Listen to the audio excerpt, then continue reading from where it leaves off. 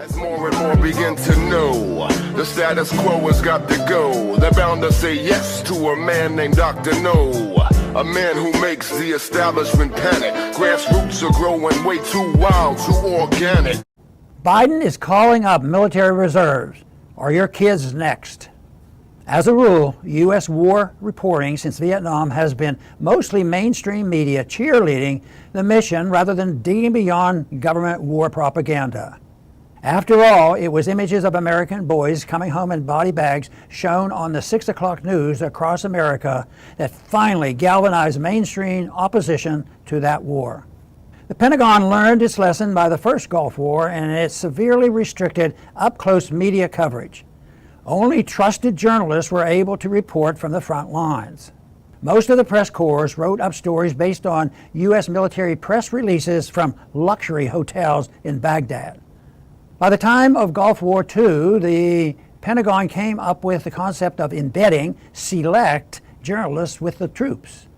This allowed the story to be framed by the Pentagon with the false impression that actual journalism was taking place. It felt authentic because the journalist was with the troops and close to the action, but the story presented what the Pentagon wanted to be presented. This is perhaps a long way of pointing out that U.S. mainstream media coverage of the war in Ukraine leaves a lot to be desired. Yes, sometimes the truth does slip out in publications like the New York Times, which reported last week that in just the first weeks of the Ukraine's counteroffensive, at least 20% of the weaponry and equipment donated by the U.S. and NATO has been destroyed. However, usually what the mainstream media serves up are Pentagon and neocon talking points. Russia is losing, they report. Russia has already lost, as Biden said recently.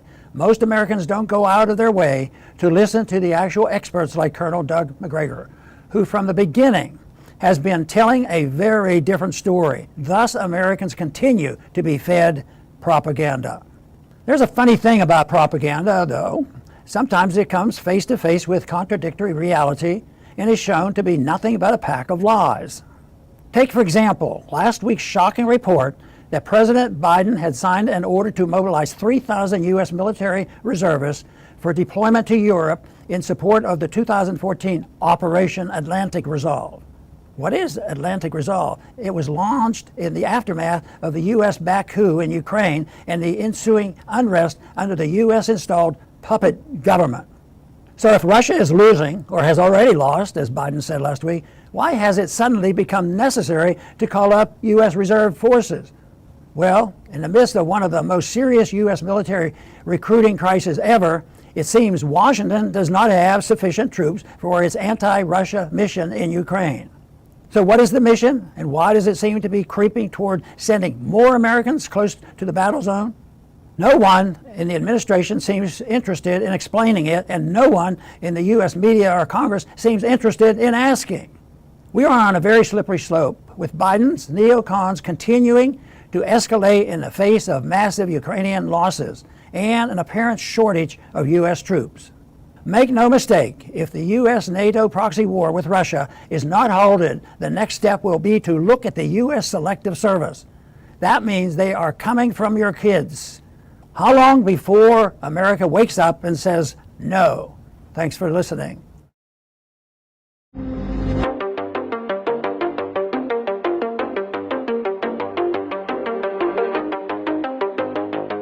Russia pulls out of the Black Sea grain deal. So Russia announced Monday that it was suspending its participation in a deal that was signed last year to facilitate the export of grain from Ukraine's Black Sea ports. Another aspect of the deal was that the UN agreed to help remove obstacles to the export of Russian food and fertilizer, and Russia has said that not enough has been done in that regard. The Kremlin said that Moscow would only rejoin the initiative if more of its demands are met. Kremlin spokesman Dmitry Peskov said, quote, "When the part of the Black Sea deal related to Russia is implemented, Russia will immediately return to the implementation of the deal," end quote. So U.S. and other Western sanctions technically have exemptions for Russian agricultural goods, but they do make overall shipping from Russia more difficult. And as we know in other cases, even when there's sanctions exemptions, I could still cause shortages and difficulties of the exempted goods just because companies, international banks, they just don't want to deal with doing business and having to worry about sanctions. But one of Russia's demands is to reconnect the Russian Agricultural Bank to the SWIFT payment system. That's a state-owned bank that deals in, selling Russia's agricultural goods. So that was kicked off the SWIFT payment system, which is the U.S. Western-led messaging system for financial transactions. Russia said that its suspension of the deal means that it can no longer guarantee the security of ships carrying grain from Ukraine's Black Sea ports. The Russian Foreign Ministry said that the decision means that there's no security guarantees in that area, and they're discontinuing what they call maritime humanitarian corridors. Ukraine jails a senior Orthodox cleric. Russia demands release. This article is from Kyle Anzalone over at the Libertarian Institute. So a senior figure in the Ukrainian Orthodox Church was placed in a pre-trial detention. Cleric Metropolitan Pavlo is facing charges for voicing opinions deemed too pro-Russian. A Kiev court ordered Pavlo to jail on Saturday. The cleric's bail was nearly $900,000, and he can remain in pretrial detention for a month.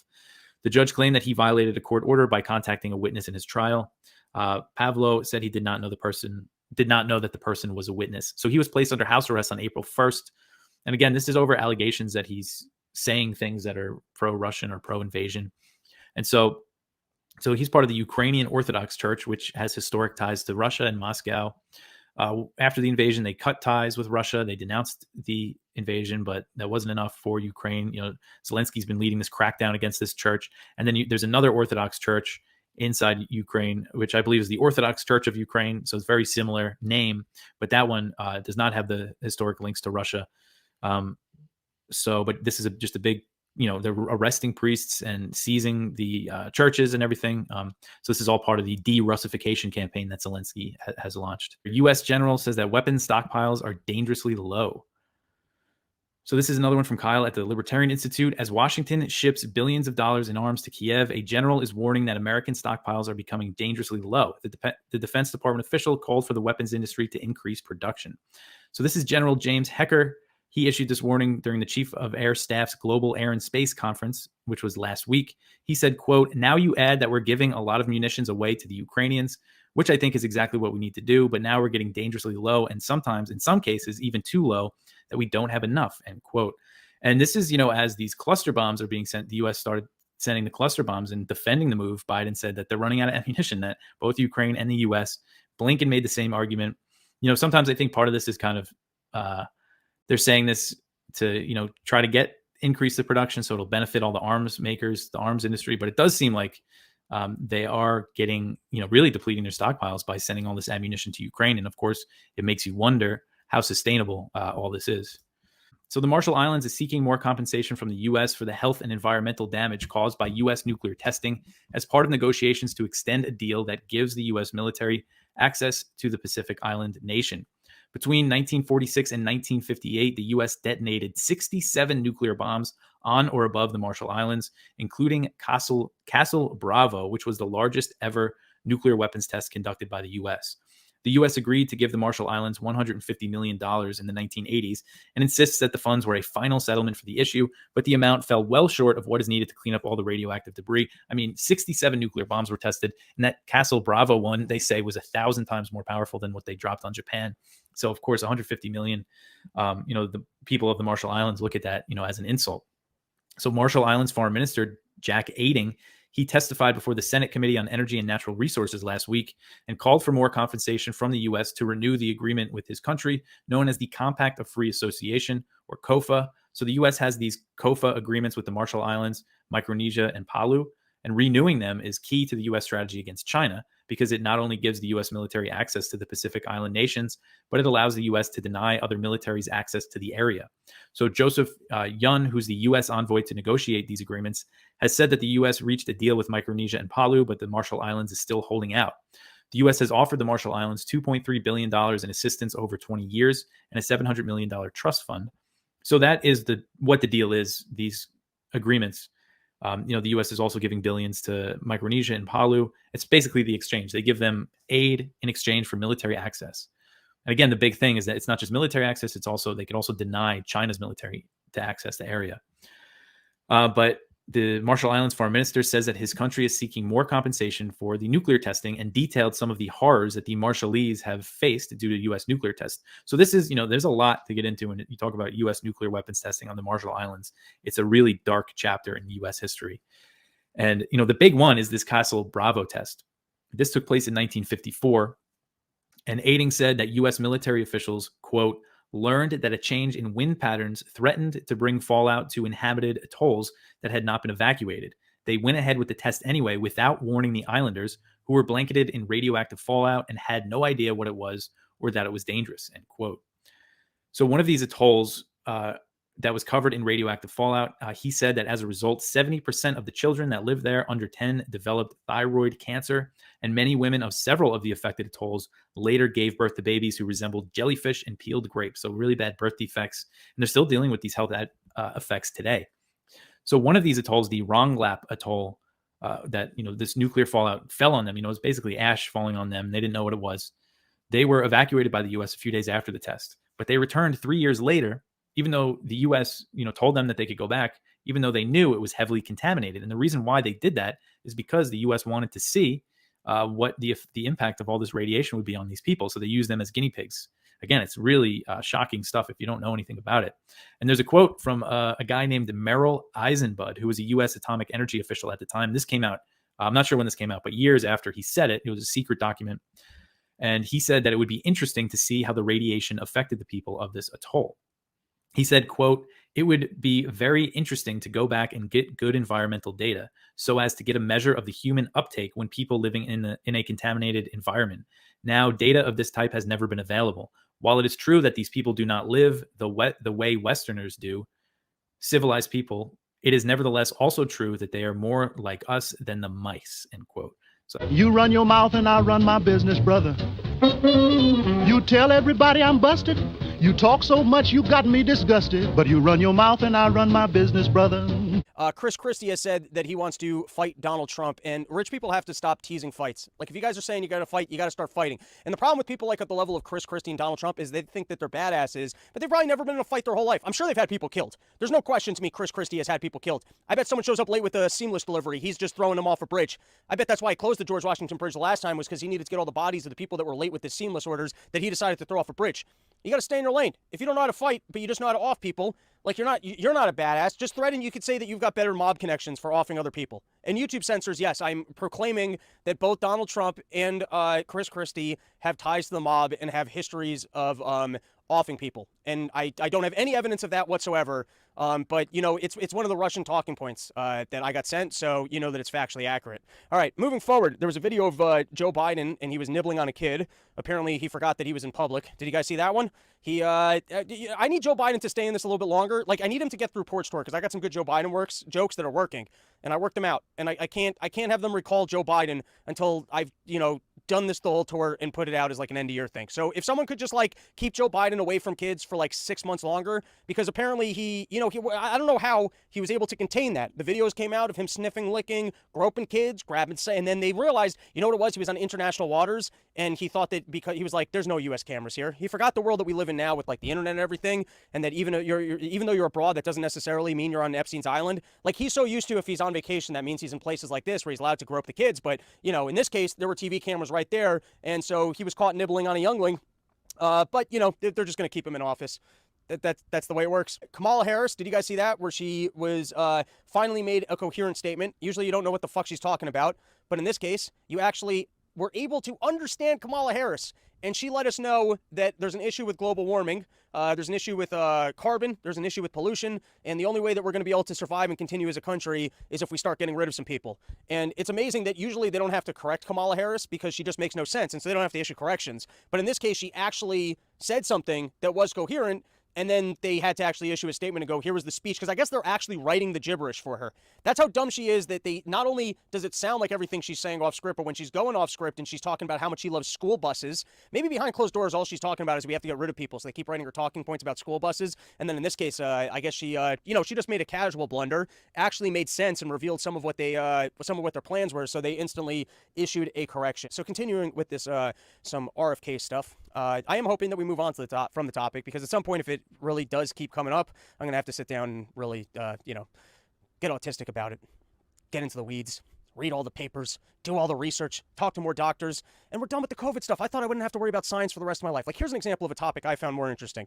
There was a story this past week that Anchor Brewery, a legendary brewery out in San Francisco, closed. And part of the storyline, as reported by the New York Post, was that it closed because the unions kept asking for more and more raises, and it got to a point that one of the original craft breweries in this country, because of what they were paying, and I'm sure other factors, they could no longer afford to remain in business. And there was an additional issue that amidst COVID, when they were ramping down, the union was going for more. I wonder how many businesses in the United States of America have been ruined by unions. That, to me, would be a fascinating story. Here's two fascinating stories in American business and infrastructure. You look at like General Motors, and at one point they used to own, I think it's Dago or whatever, they used to own all the auto part manufacturers. Government came around and it broke that up. Similar thing happened with Microsoft. They spent years, like, not that I'm pro Bill Gates in any capacity, but maybe he realized you got to play the game dirty when they were trying to trust bust him.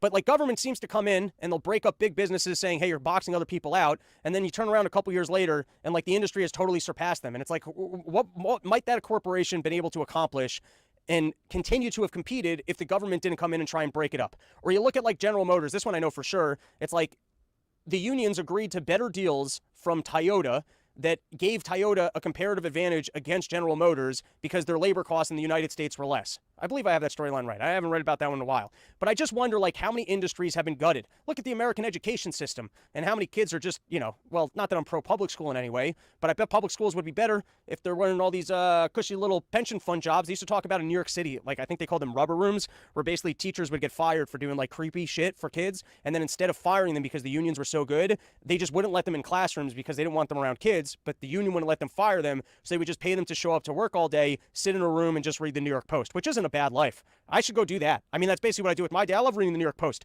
Listening to some tunes and listening to New York Post doesn't get any better than that. That's a fascinating storyline. How many, like, where would we be as a country? Like, how many jobs and industries have unions gutted while, claiming that they're protecting some workers and then not even realizing how many other people could have had jobs or continue to keep their jobs? Short-sighted. But no, everyone wants to get into science and stats and all the shit that makes me fucking bored and feel like I'm back in school.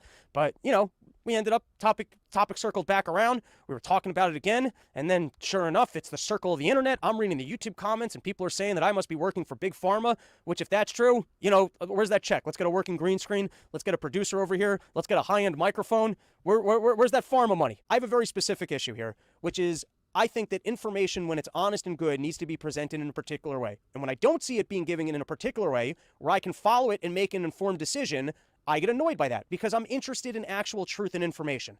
And when information is not presented in that way, I think for all of us, all right, well, how are we ever going to be informed or have truth if so many people are accepting of bullshit? The same way you were sold by Fauci or other individuals were sold by Fauci and the CDC on the mRNA vaccines, and I was screaming, hey, they are giving you dishonest information. Here's the information that you would need to make an informed decision.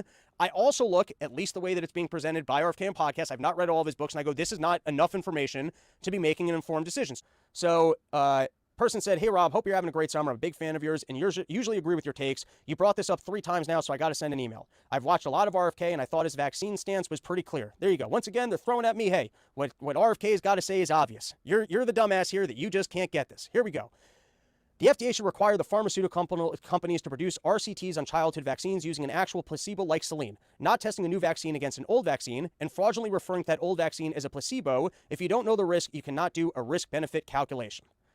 So once again, it's the exact same question that I had before. If none of the vaccines have been tested in this way, wouldn't you be removing them all from market, or at least making a government recommendation not to take them, which to me would be getting rid of them. If the government formally made a suggestion that you should not be taking vaccines, my guess is your doctor then wouldn't recommend it, and that would probably change all the liability of it. So effectively, you'd be getting rid of it, right? So just to repeat, they were trying to say, hey, RFK's position is clear. They have not been properly tested, and so now I'm asking, so does that mean until they're properly tested, they should be removed from market, according to him? Which, once again, the fact that I even need to ask that question, doesn't that present that what he's saying is unclear?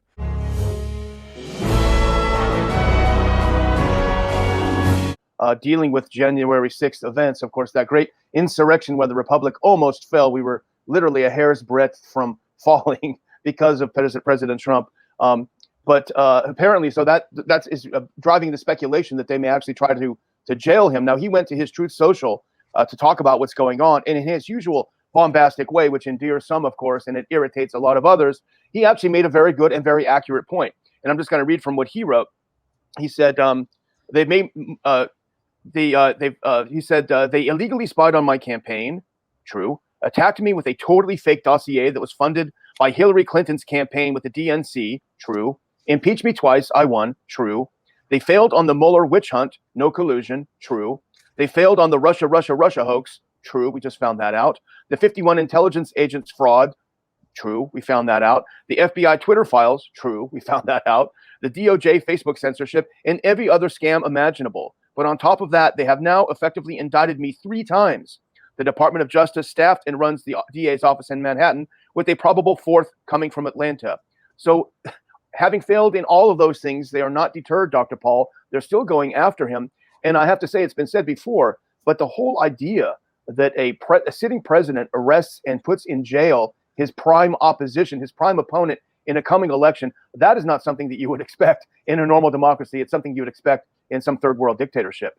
You know, it's been said many times that a grand jury could indict a ham sandwich. That means it's a terrible system, and I really agree with that. It's a terrible system because the opposition's not allowed to speak out. So they do indictment, but now indictments have become essentially guilt. It used to be that this was just to get somebody to study it, but no, it's very ruthless. And this is something that has been going on. But pretty soon they'll say, oh no, they can not only indict a ham sandwich, they can indict Donald Trump at will. You know, just indict him. And now I think most people realize that ham sandwich was innocent, and now I think they're waking up to find out that some of this stuff is a farce. And if that is true.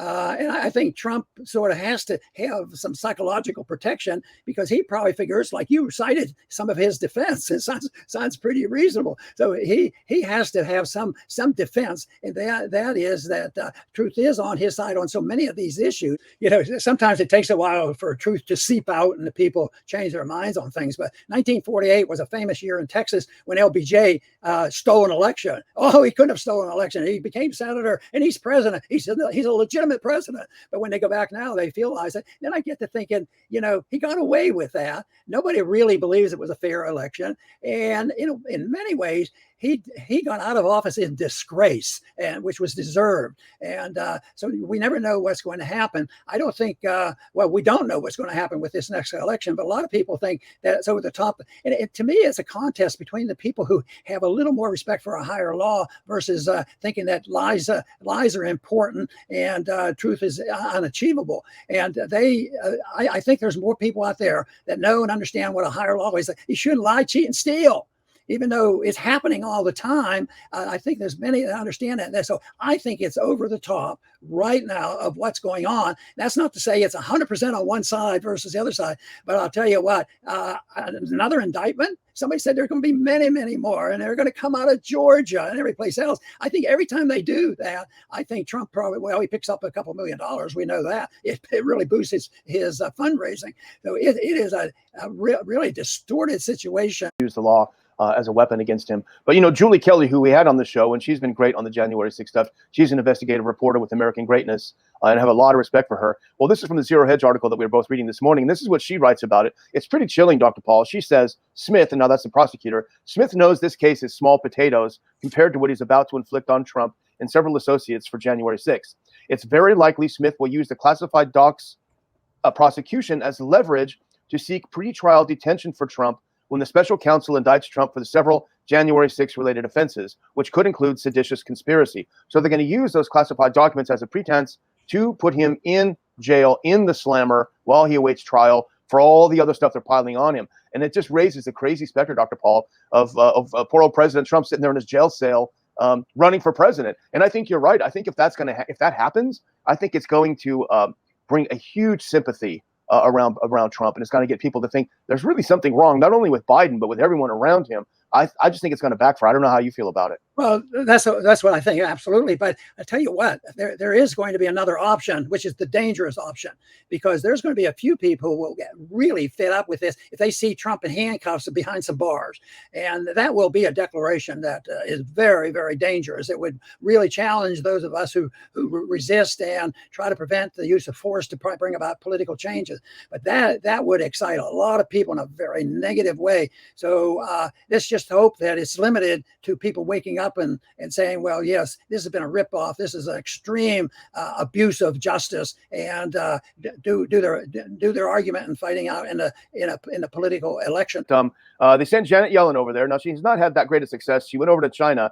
Some people were saying that she was taking some psychedelic mushrooms over there. That might have helped, actually. It helped her out a little bit. But she went over to India to do the G20 summit. And she basically, as U.S. Government people tend to do, she went over there like a bull in a china shop.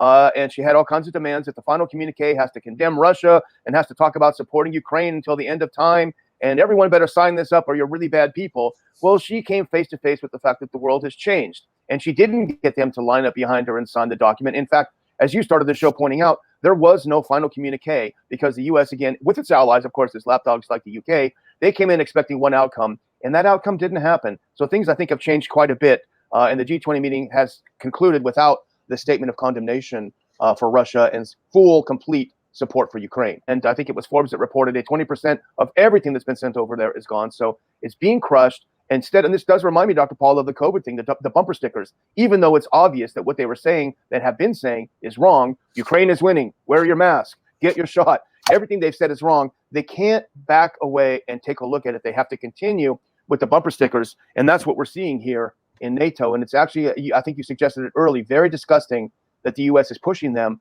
to put everything into the breach and have a lot more people slaughtered in what is obviously a lost cause. You know, during the debates, the argument was that most annoyed me, that I really got perturbed about, was, yes, we have to stay. We have to say, yeah, you're right. It's not going well. We should have done it. We should have done this and that. But just think, how many men have died? How many women died? How many wounded have there been? We can't quit now, or they will have died in vain.